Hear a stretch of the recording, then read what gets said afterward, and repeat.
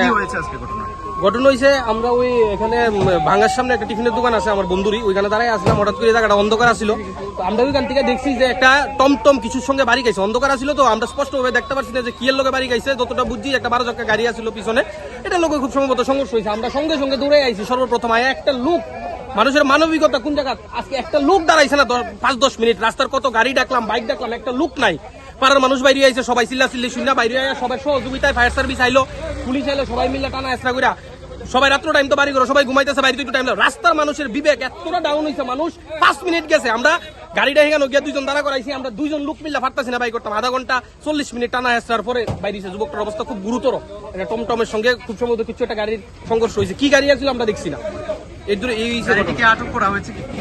গাড়িটা শুনছি এখানে 2 জন ছেলে লোকাল দাঁড়া করাইছে ওইখানে গাড়িটা, ওখানে বাকিটা পুলিশ দেখতেছে, আমরা ঠিক কইতে পারতাম না কি। ওই 11টা 5-10 নাগাদে একটা কল পাইছি আমরা, ওই আপনার জায়গাটার নাম হচ্ছে আপনার ওই বটতলার একটু আগে আর কি, এটা নেতানগরই ধরে।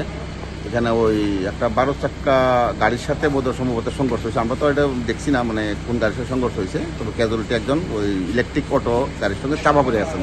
তো ওনারা তাড়াতাড়ি আমরা বাইর করে রেস্কিউ করে হাসপাতালে নিয়ে গেছি। এই এতটুকুই ঘটনা। স্যার এখন পেশেন্টের অবস্থা কি? পেশেন্টের অবস্থা বেশি ভালো না, সিরিয়াসলি অবস্থা, একদম ব্লিডিং হয়েছে প্রচন্ড পরিমাণে, মাথা হাতা ইনজুরিড হয়েছে, বুকে। কয়টা নাগাদ ঘটনাটা? এটা ধরেন 11টা 5-7 এমনই ঘটনাটা আর কি। পেশেন্টের নাম? পেশেন্টের নাম দীপ্তনু সরকার, বয়স 18 বছর, 18+।